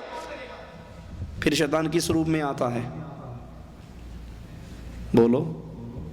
مولوی کے روپ میں، شیخ کے روپ میں، پیر کے روپ میں، مرشد کے روپ میں، حاجی کے روپ میں، بڑا سارا عمامہ ہے کندھے پہ اس کے سارا کچھ ہے، اور بالکل نیک صوفی شریف بن کے کہتا ہے آجا چلیے. خود بھی جہنم میں جاتا ہے، اس کو بھی جہنم میں لے کر جاتا ہے. اللہ کے نبی نے فرمایا وَأَنَّ هَذَا صِرَاطِي مُسْتَقِيمًا، یہ سیدھا راستہ جنت کی طرف جانے والا یہ محمد کریم صلی اللہ علیہ وسلم کا راستہ ہے، اس کے اوپر چلو. نبی نے فرمایا یہودیوں کے 71 فرقے بنے، عیسائیوں کے 72 بنے، میری امت کے 73 بنیں گے، کلہم فی النار، سب جہنم کے اندر جائیں گے سوائے ایک جماعت کے. صحابہ فوراً پوچھتے ہیں من ہم یا رسول اللہ صلی اللہ علیہ وسلم، وہ ایک کون سی جماعت ہے، وہ کون سا گروہ ہے جو جنت میں جائے گا؟ فرمایا ما انا علیہ واصحابی اليوم، آج میں اور میرے صحابہ جس دین پر ہیں، جو اس منہج پر، اس دین پر، اس راستے پر رہے گا وہ جنت میں جائے گا، اور جو محمد اور اس کے صحابہ کے راستے کی مخالفت کرے گا وہ جہنم میں جائے گا. اللہ کے لیے پوچھتا ہوں صحابہ کیا تھے؟ دیوبندی تھے، بریلوی تھے، سنی تھے، نقشبندی تھے، چشتی تھے، قادری تھے، رضوی تھے، نوری تھے، سہر وردی تھے، وردی تھے، بغیر وردی تھے، کیا تھے؟ کیا صحابہ محمدی نہیں تھے؟ کیا حکم محمد آنے پر صحابہ اپنی گردنوں کو جھکا نہیں دیا کرتے تھے؟ عبداللہ ابن عمر فرماتے ہیں ایک مرتبہ رسول اللہ صلی اللہ علیہ وسلم نے مجھے کہا کیا ہی بہتر ہوتا حکم نہیں دیا نبی نے، مشورتاً بات کی، کیا ہی بہتر ہوتا ہم یہ دروازہ مسجد نبوی کا عورتوں کے لیے چھوڑ دیتے۔ عبداللہ ابن عمر فرماتے ہیں مرتے دم تک دوبارہ میں اس دروازے سے کبھی داخل نہیں ہوا۔ اللہ کے نبی جمعہ پڑھا رہے، ایک شخص کھڑا ہوتا ہے، آپ کہتے ہیں بیٹھ جاؤ، دوسرے صحابی مسجد کے دروازے پر ہیں، وہیں بیٹھ جاتے ہیں۔ کہا تجھے تو نہیں کہا بیٹھنے کو، کہا میرے کان میں آپ کی آواز آئی تھی بیٹھ جاؤ، میں کھڑا کس منہ سے رہ جاؤں۔ وَأَنَّ هَذَا صِرَاطِي مُسْتَقِيمًا، سیدھا راستہ محمد الرسول اللہ کا راستہ ہے صلی اللہ علیہ وسلم۔ اور وہ سیدھا راستہ کیا ہے؟ کتاب اللہ، ایک ہاتھ میں قرآن کو تھامیے، دوسرے ہاتھ میں سنت مصطفیٰ کو تھامیے۔ جو اس کو تھام لیتا ہے وہ محمدی راستے پہ چلا ہے، اور جو اس کو چھوڑ کر دائیں بائیں گھومتا پھرتا ہے اس کے ہاتھ سے محمدی راستہ گم ہو گیا۔ اللہ کے نبی علیہ السلام کے اصحاب کرام کس دین پر تھے؟ سوچئے، اللہ کے لیے عقل کو استعمال کیجئے۔ کیا اللہ کے نبی کے اصحاب کرام کے دور میں کسی کا دربار تھا؟ کوئی درگاہ تھی؟ کہیں عرس ہوتا تھا؟ کہیں لکیرانی سرکس لگتی تھی؟ کہیں میلے تھے؟ پکی قبریں تھی؟ قبروں کی پوجا تھی؟ تعویذ گنڈے لکھنے والے مولوی تھے؟ اللہ کے لیے اپنی عقل سے سوال کیجئے، اللہ کے نبی کے دور میں وہ اسلام کون سا تھا، اور آج ہمارے دور کے اندر وہ اسلام کون سا ہے؟ جو اسلام رسول اللہ کے دور میں تھا وہ صحیح اسلام ہے۔ ہر نئی چیز اچھی ہوتی ہے، ہر نئی چیز اچھی ہوتی ہے، لیکن اسلام جتنا پرانا ہوگا اتنا اچھا ہوگا۔ ہر نئی چیز اچھی ہو سکتی ہے، لیکن اسلام جتنا پرانا لوگے اتنا اچھا ہوگا۔ جس اسلام پر ابو بکر چل کے صدیق اکبر بنے، جس اسلام پر عمر چل کر فاروق اعظم بنے، اس اسلام کو تھام لیجئے۔ اس اسلام میں کیا تھا؟ اللہ کی عبادت، محمد کا طریقہ صلی اللہ علیہ وسلم، اس کے علاوہ اور کچھ نہ تھا۔ مالک بھی یہ حکم دے رہا ہے وَأَنَّ هَذَا صِرَاطِي مُسْتَقِيمًا، اللہ کا سیدھا راستہ، محمد کریم کا سیدھا راستہ یہ ہے، اس کے اوپر چلو۔ وَلَا تَتَّبِعُوا السُّبُلَ، مختلف پگڈنڈیوں پر نہ چلو، مختلف راستوں پر نہ چلو۔ کیوں؟ فَتَفَرَّقَ بِكُمْ عَنْ سَبِيلِهِ، ان راستوں پر چلو گے تم اصل راستے سے گمراہ ہو جاؤ گے۔ ہمارے ہاں مولوی کیا پٹی پڑھاتا ہے؟ جی آپ کیا سمجھتے ہیں؟ اللہ نے اپنے نبی صلی اللہ علیہ وسلم کی ہر ادا کو زندہ رکھنا تھا، ہر سنت کو زندہ رکھنا تھا، تو کوئی یہ کر رہا ہے، کوئی وہ کر رہا ہے، کوئی اس سنت کو پکڑ رہا ہے، کوئی اس سنت کو پکڑ رہا ہے، یہ سارے مختلف راستوں سے چل کر جا رہے ہیں۔ اصل میں مقصد سب کا جنت میں جانا ہے، مقصد سب کا رسول اللہ کی اتباع ہے، راستہ اپنا اپنا ہے، کوئی ادھر سے ہو کر گیا، کوئی ادھر سے ہو کر گیا۔ مالک کہتا ہے فَتَفَرَّقَ بِكُمْ عَنْ سَبِيلِهِ، اگر تم محمدی راستے کو چھوڑ کر غیروں کے راستے کو پکڑو گے تو تم سیدھے راہ سے گمراہ ہو جاؤ گے۔ محمدی راستہ کیا ہے؟ صلی اللہ علیہ وسلم، کتاب اللہ اور سنت رسول اللہ۔ مثال دے کے اپنی بات ختم کرتا ہوں۔ دودھ خالص کون سا ہوتا ہے؟ جو بھینس کے تھن سے نکلے وہی خالص ہوگا نا۔ جو بھینس کے تھن سے دھار نکلتی ہے یہ خالص دودھ ہے۔ اب اس میں کوئی نلکے کا پانی ملا دے، ملاوٹی، دریا کا پانی ملائے، ملاوٹی، کنویں کا پانی ملائے، ملاوٹی، جوہر کا ملائے، ملاوٹی، بارش کا ملائے، ملاوٹی، جو مرضی پانی ملا دے، ملاوٹی۔ ایک آدمی وہ کہتا ہے کہ کنویں کا، جوہر کا، نہر کا، نلکے کا یہ تو عام پانی ہے نا مولوی صاحب، میں دودھ کے اندر زمزم کا پانی ملاتا ہوں، مکہ سے منگواتا ہوں، زمزم ڈال کے بیچتا ہوں دودھ میں، تو میرا دودھ تو پھر خالص رہے گا نا خالص نہیں ہوگا۔ کیا خیال ہے آپ کا؟ زمزم ڈال کر ملاؤ گے، زمزم ڈال کر بیچو گے تو دودھ خالص رہے گا؟ بلکہ حقیقت کیا ہے کہ یہ زمزم ڈال کر بیچنے والا زیادہ فراڈیا ہے۔ نلکے اور ٹونٹی والے سے زیادہ فراڈیا وہ ہے جو زمزم ڈال کے بیچ رہا ہے، کیونکہ زمزم کے تقدس کو لے کر آیا ہے نا کہ اتنا پاک پانی یہ ڈالنے سے ملاوٹی کیسے ہو سکتا ہے۔ یہی ہم نے کیا ہے۔ دودھ کے اندر جو خالص اسلام تھا اس کے اندر کہیں کسی نے کوئی پیر صاحب کو ڈال دیا، کسی نے کوئی شیخ کو ڈال دیا، کسی نے 12 امام کو ڈال دیا، کسی نے اتنے امام کو ڈال دیا، کسی نے اس کو ڈال دیا، کسی نے اس کو ڈال دیا۔ آپ اس میں کسی کو مرضی ڈال دو، دین کو آپ نے خالص نہیں رہنے دیا۔ دین خالص اسی وقت تک ہے جب تک یہ قال اللہ اور قال الرسول تک ہے۔ ذالکم وصاکم بہ لعلکم تتقون، یہ اللہ کی طرف سے حکم ہیں، وصیتیں ہیں، اس پہ عمل کرو، اس پہ عمل کرو گے تو تم متقی بن جاؤ گے، متقی بنو گے تو پھر اللہ سے امید ہے کہ اللہ ہمارے گناہوں کو معاف فرما کے ہمیں جنت الفردوس میں اعلیٰ مقام عطا فرمائے گا۔ اللہ تو ہمارے گناہوں کو معاف فرما دے، اللہ تو ہماری خطاؤں کو معاف فرما دے، اللہ تو ہماری سیاہ کاریوں کو معاف فرما دے، ہمیں زندہ رکھ، ایمان پر رکھ، اسلام پر رکھ، توحید پر رکھ، ہمیں موت دے تو اس حال میں دے۔ اے اللہ تو ہم سے راضی ہو، ہم تجھ سے راضی ہوں۔ اقول قولی ھذا واستغفر اللہ لی ولکم ولسائر المسلمین فاستغفروہ انہ هو الغفور الرحیم۔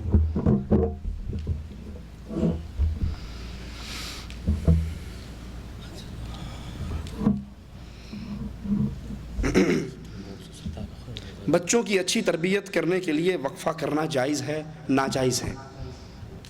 یہ بہانے ہیں شیطان کے، جو عورتوں کو پٹی پڑھاتا ہے، 4 بچے ہو جائیں گے کیسے سنبھالوں گی؟ ہماری ماؤں نے سنبھالے تھے، نبی کی بیویوں نے کیسے سنبھالے تھے، صحابہ کی بیویوں نے کیسے سنبھالے تھے۔ یہ فراڈ ہے، جھوٹ ہے۔ ہاں کوئی عورت اتنی بیمار ہو کہ ڈاکٹر یہ رپورٹ دے دیں کہ اگر مزید اس کا یہ سلسلہ جاری رہا تو پھر اس عورت کے مرنے کا ڈر ہے، ٹھیک ہے، اس طرح کی بیماری کسی کو لاحق ہو تو وہ ایک الگ ماجرا ہے۔ باقی تربیت کا ڈرامہ، زیادہ ہونے کا ڈرامہ، یہ سب بہانے اور ڈرامے ہیں۔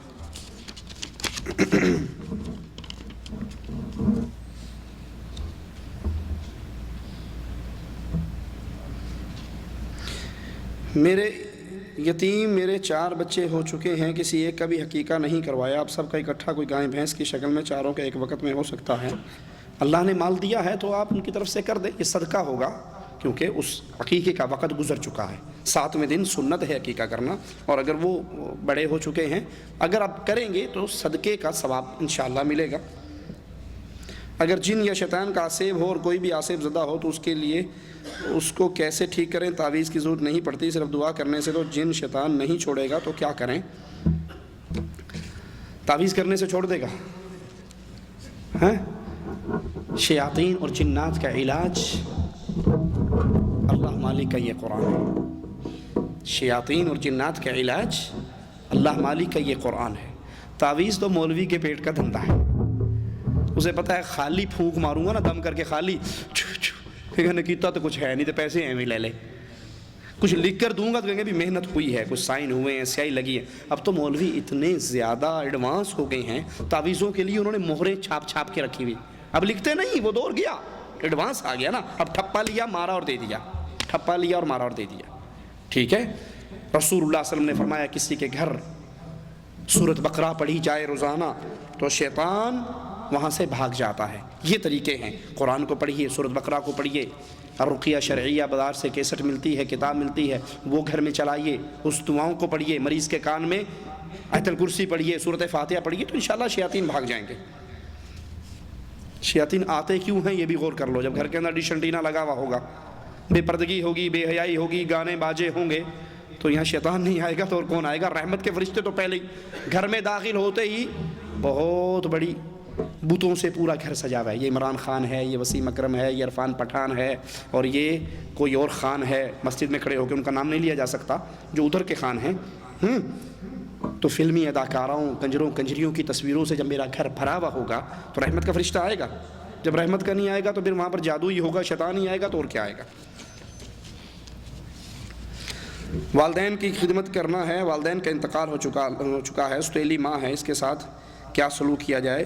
جبکہ سوتیلی ماں نے ہمارے اوپر بہت ظلم کیا، بچوں کو مارا پیٹا۔ والدین، ایک صحابی نے آ کر پوچھا تھا کہ میرے ماں باپ مر جائیں تو میں پھر ان کے ساتھ بھلائی کیسے کروں؟ مر جائیں، ہمارے ہاں تو زندہ کی بھلائی کوئی نہیں کرتا، اور صحابہ کی سوچ کیا تھی کہ مرنے کے بعد کیسے بھلائی کروں؟ فرمایا ان کے لیے دعائے خیر، ولد صالح یدعو لہ، اپنے ماں باپ کے لیے دعائیں کیجئے، یہ بہت بڑی نیکی ہے۔ نمبر 2، والدین کے جو عزیز و اقارب رشتہ دار، چچا، تایا، پھوپھی، اس کے دوست، ان کے ساتھ بھلائی کیجئے، اس کا اجر و ثواب بھی ماں باپ کو ملے گا، اس کا اجر و ثواب بھی ماں باپ کو ملے گا۔ سوتیلی ماں آپ کی ماں ہے، سوتیلی ماں آپ کی ماں ہے، اس کی خدمت کیجئے. جو اس نے کیا اللہ اسے معاف کرے، وہ معاملہ اس کے ساتھ ہے. لیکن جو آپ کرو گے اپنے والدین کے لیے صدقہ جاریہ بننے کے لیے، اور پھر اس دین اسلام کی خدمت کرو، سیڈیاں بانٹو، کیسٹیں بانٹو، کتابیں بانٹو، لوگوں کو درسوں میں کھینچ کے لاؤ. آپ کے ذریعے جتنے دین کی خدمت ہوگی آپ کو بھی ثواب ملے گا اور ماں باپ کو بھی ثواب ملے گا. یہ کرنے کے کام ہیں. ہم تو یہ کرتے نہیں ہیں، اور جب چھٹی جاتے ہیں دیگ پکا کے مولوی کو بلایا، کھانا کھلایا، اور اس سارا ثواب باپ کی روح کو بلٹی کر دی اور وہاں سے بلٹی چھوٹ جاتی ہے. یہ بلٹی سسٹم اسلام میں نہیں ہے کہ یہاں سے بنا بنا کے بھیجتے رہو اور وہاں جان چھوٹتی رہے. جو آپ نیک کام کرو گے وہ ملے گا. اللہ کے نبی نے فرمایا 3 کام ملتے ہیں: ولد صالح یدعو لہ، نیک بیٹا دعا کرے، صدقۃ جاریہ، اس کا ثواب ملتا ہے، اور علم ینتفع بہ، جو علم پڑھا کر گیا اس کا فائدہ بھی مرنے کے بعد ملتا ہے.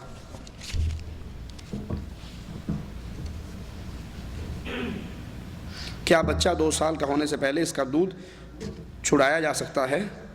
میاں بیوی راضی ہوں مل کر اس کا دودھ چھڑوانا چاہیں تو کوئی حرج نہیں. والد سے بات نہ کرنے والے کے لیے کیا حکم ہے؟ انا للہ و انا الیہ راجعون. اور کیا کہہ سکتے ہیں؟ جو اپنے باپ سے بات نہیں کرتا، اپنے باپ کا ادب نہیں کرتا، اس سے ناراض رہتا ہے، اس کی گستاخی کرتا ہے، اس کے لیے ایک بہت بڑا دروازہ خوش قسمتی کا بند ہے، بدبختی کا کھلا ہوا ہے. یہ باپ اس کے لیے جنت ہے، یہ باپ اس کے لیے جہنم ہے. اگر ناراضگی باپ سے، اور ناراضگی شرعی عذر کی بنیاد پر بھی ایسی ناراضگی نہیں ہو سکتی کہ آپ اس کی گستاخی کرو. صرف اس کی شریعت کے خلاف حکم کو ماننا نہیں ہے، لیکن اس سے بائیکاٹ کرنا، بول چال چھوڑنا، لڑائی جھگڑا کرنا، گالی گلوچ کرنا، یہ مسلمان کا طریقہ نہیں ہے. اگر وہ اللہ کے نبی کی امتی ہے، کلمہ پڑھتا ہے اللہ کے نبی کا، تو اس مسئلے کے اندر بھی اپنا آئیڈیل رسول اللہ صلی اللہ علیہ وسلم کی احادیث کو بنائے.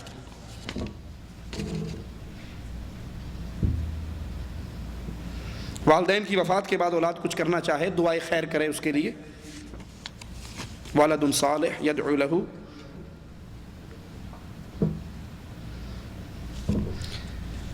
یا کوئی بھی آپ اس والد رحمۃ اللہ علیہ ہو گئے، اللہ کے پاس چلے گئے، اللہ ان پر رحمتیں کرے، ان کا مال بچا ہوا ہے، اس مال کو اللہ کے راستے میں لگائیے. ٹھیک ہے، ان کی طرف سے کوئی مدرسہ، کو مسجد، کو صدقہ جاریہ، یہ صورت ہے. آج کشمیر میں جو جہاد چل رہا ہے، اس کو جہاد کہیں گے یا مقاتلہ کہیں گے؟ اگر مقاتلہ ہے تو اس میں مرنے والوں کو شہید کہیں گے نہیں، اور اگر جہاد ہے تو جہاد کی تعریف کریں. صحیح مسلم میں رسول اللہ صلی اللہ علیہ وسلم کی حدیث موجود ہے. ایک شخص نے آ کر سوال کیا، ایک شخص مال کے لیے لڑتا ہے، ایک شخص قوم قبیلے کے لیے لڑتا ہے، ایک شخص وطن کے لیے لڑتا ہے. من قاتل فی سبیل اللہ، اللہ کے راستے میں مجاہد قتال کون کر رہا ہے؟ تو رسول اللہ صلی اللہ علیہ وسلم نے اصول سمجھایا. یہ اصول ہر جگہ پہ فٹ کر لو. ٹھیک ہے، آپ نے فرمایا من قاتل لتکون کلمۃ اللہ ہی العلیٰ فہو فی سبیل اللہ.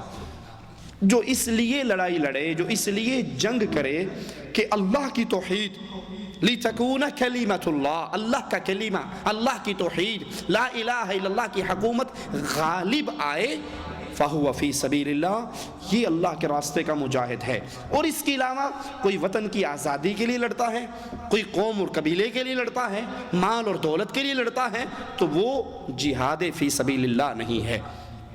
کشمیر کی جنگ کے 3 مقصد ہیں. 3 نظریوں کے لوگ کشمیر کے اندر لڑ رہے ہیں. ایک لبریشن فرنٹ والے جو مقامی کشمیری ہیں، ان کا نعرہ ہے کشمیر بنے گا خود مختار.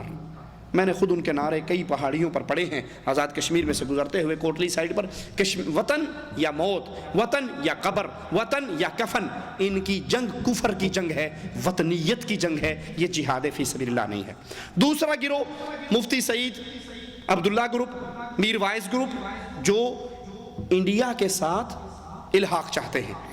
جو مقامی اس وقت حکومت ہے وہ انڈیا کے ساتھ الحاق چاہتی ہے، تو انڈیا کے ساتھ الحاق کرنے والے بھی اللہ کی توحید کے لیے نہیں لڑ رہے، وہ بھی وطن پرستی کی جنگ کر رہے ہیں. وطنیت کی جنگ ہے، اسلام نہیں ہے.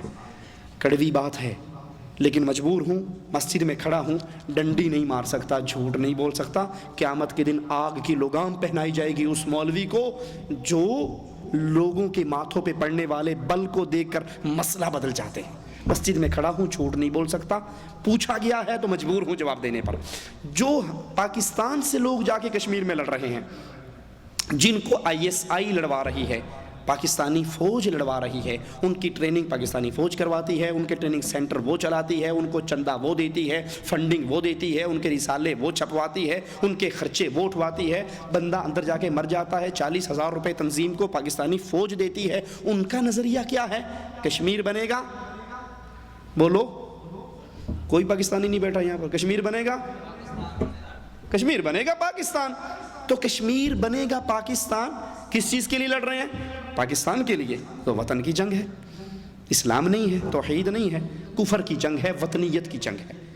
ٹھیک ہے، میری بات کڑوی ہے لیکن معاف کر دینا، چندہ لینے نہیں آیا، دوبارہ نہ بلانا، نہیں آؤں گا، ناراض ہو جاؤ گے تو۔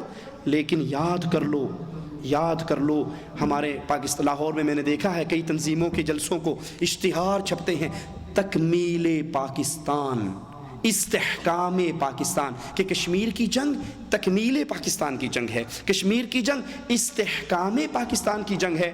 ایک مولوی صاحب بہت بڑے ہیں، میں نام نہیں لیتا، ان کی تقریر سن رہا، وہ کہنے لگے تم نہیں سمجھتے پاکستان یو، اگر انڈیا کشمیر میں جیت جاتا ہے تو پھر اگلا اٹیک پاکستان پر ہوگا۔ ٹھیک ہے، یہ کشمیر کی جنگ پاکستان کے پانیوں کی جنگ ہے، پاکستان کا پانی روک لے گا انڈیا ہند میں، کشمیر میں۔ تو یہ سارے نعرے وطنیت کے نعرے ہیں، یہ لا الہ الا اللہ کے نعرے نہیں ہیں، یہ توحید کے نعرے نہیں ہیں۔ اور جو لاہور سے اٹھ کر سری نگر میں لڑنے کے لیے جا رہا ہے اور وہ کہتا ہے میں تو توحید کے لیے لڑ رہا ہوں، تو اس کو پوچھو تجھے لاہور میں حجویری کا دربار نظر نہیں آتا؟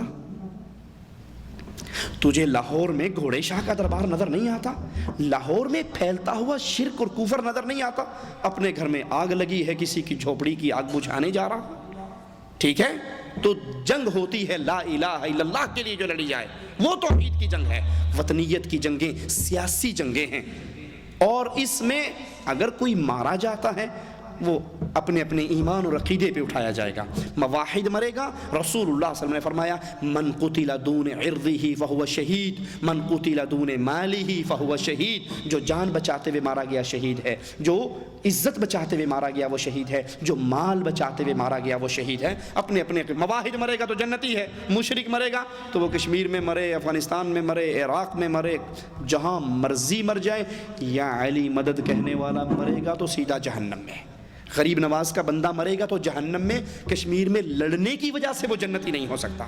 ٹھیک ہے، ایمان توحید پہلے ہے، باقی سارے عقیدے اور اعمال بعد میں ہیں۔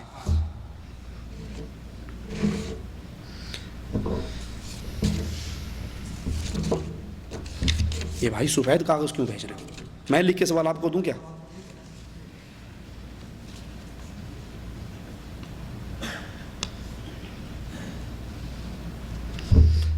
ہماری عاجزانہ آپ سے التماس ہے کہ آپ 3 ہفتے کے بعد ICC میں آئیں اور وہاں جمعہ ایک نماز کا خطبہ دیں انشاءاللہ، اللہ نے توفیق دی تو آئیں گے، اللہ نے چاہا۔ ہمارے ملک ہند میں بہت سی مسجدیں ہیں جہاں شافعی مسئلے پر نماز پڑھتے ہیں، وہاں فجر کی نماز میں دعائے قنوت پڑھتے ہیں، کیا فجر کی نماز میں دعائے قنوت پڑھنا جائز ہے؟ فجر کی نماز میں دعائے قنوت حدیث سے ثابت ہے، جب مسلمانوں پر حالات پریشانی کے ہوں، مظلوم ہوں، ظلم ہو رہا ہو تو ان کی مدد کے لیے دعا کرنا، کفار کے لیے بد دعائیں کرنا، یہ حدیث سے ثابت ہے۔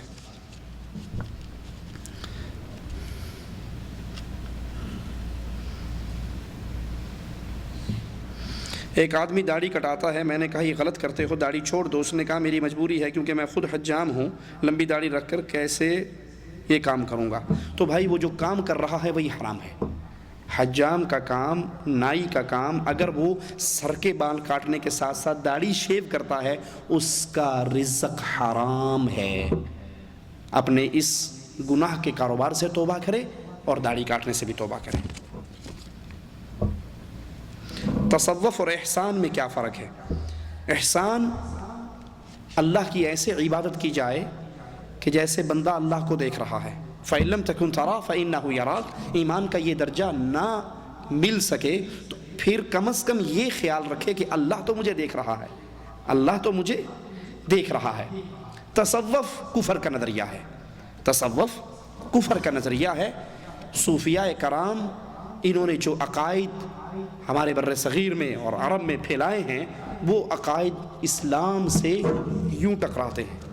تصوف کہتے ہیں خالق اور مخلوق کے فرق کو ختم کر دینے کا نام، ہر چیز ہی وہ ہے، وحدت الوجود ہو، وحدت الشہود ہو، حلول ہو، یہ سارے عقیدے کفری عقیدے ہیں۔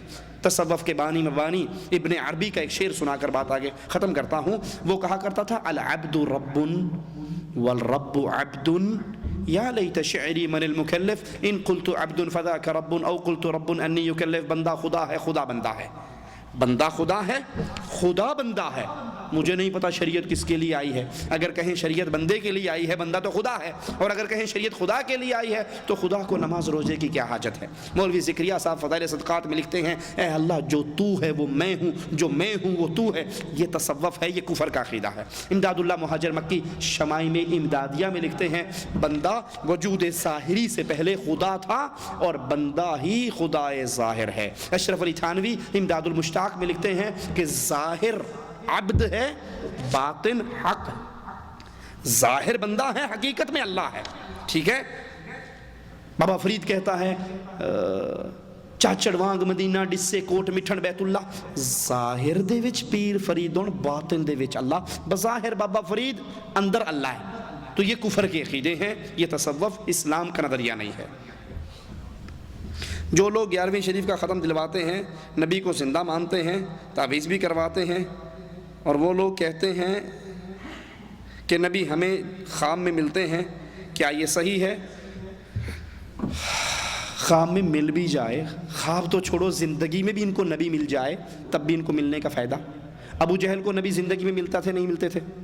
ابو جہل زندہ تھے، اللہ کے نبی زندہ تھے تو ابو جہل ملتا تھا نا، اللہ کے نبی زندہ تھے، ابو لہب ملتا تھا، کوئی فائدہ ہوا؟ جس بندے کے عقیدے میں شرک ہے، ٹھیک ہے، اس کی کسی بات کی تصدیق نہیں ہو سکتی۔ اس کے پاس شیطان آتا ہے جو اس کو بتاتا ہے کہ 11ویں دیا کر۔ نبی شرک کی دعوت نہیں دیتے، یہ اعمال شرکی اعمال ہیں۔ اللہ کے دیے ہوئے رزق کو غیر اللہ کے نام پہ بانٹنا شرک ہے۔ نبی صلی اللہ علیہ وسلم کو زندہ مانتے ہیں، زندہ مانتے ہیں تو پھر جلسہ کرواتے ہوئے تقریر طاہر القادری سے کیوں کرواتے ہیں؟ Common sense. اللہ کے نبی کو کہتے ہو زندہ ہے، سنا ہے ہر عاشق کے گھر تشریف لاتے ہو، ہمارے گھر میں بھی ہو جائے چراغاں یا رسول اللہ، ہیں دم بدم پڑھو درود، حضرت بھی ہیں یہاں موجود، آگے تاج والے۔ کرسی بڑی خوبصورت سجتی ہے۔ کسی نے پوچھا بھائی یہ کرسی اتنی پیاری ربیع الاول میں سجی ہوئی کیوں؟ کہا تجھے نہیں پتا گستاخ، ادھر اللہ کے نبی آ کر بیٹھیں گے۔ کہا اچھا جب آئیں تو مجھے دکھا دینا، میں بھی دیکھ کر صحابی بن جاؤں گا، صحابی کا مقام مل جائے گا، میں بھی زیارت کر لوں گا۔ کہا تو گستاخ ہے، تیری آنکھیں وہابی ہیں، دیکھ نہیں سکتی، تمہیں نہیں نظر آئیں گے۔ اس نے کہا میں اکھا بند کر لاں گا، میرا ہاتھ لوا دیا جی۔ نبی بیٹھے، ٹھیک ہے۔ آپ کے عقیدے کے مطابق نبی زندہ ہیں، آتے ہیں، موجود ہوتے ہیں، تو تقریر طاہر القادری صاحب کیوں کرتے ہیں؟ نبی سے خطبہ کیوں نہیں دلواتے؟ اب میں آپ کو مثال دے کے سمجھاتا ہوں۔ میرے شیخ اگر یہاں پہ آ جائیں، میرے شیخ، میرے استاد جن سے میں نے پڑھا، وہ یہاں پر آئیں تو کیا خیال ہے ممبر چھوڑ دوں گا نا؟ میں ان سے درس دلواؤں گا۔ ابو بکر صدیق رضی اللہ عنہ وارضاہ جماعت کروا رہے، اللہ کے نبی ایک قافلے کی ملاقات کے لیے گئے ہوئے تھے، آئے نماز میں شریک ہو گئے۔ ابو بکر رضی اللہ عنہ وارضاہ کو احساس ہوا کہ اللہ کے نبی آ گئے ہیں، تو وہ الٹے قدموں نماز سے پیچھے، مصلی سے پیچھے ہٹے۔ اگرچہ اللہ کے نبی نے ہاتھ سے اشارہ بھی کیا کہ کھڑے رہو پڑھاؤ نماز، لیکن وہ پیچھے ہٹ گئے۔ نبی نے آ کر جماعت پوری کروائی۔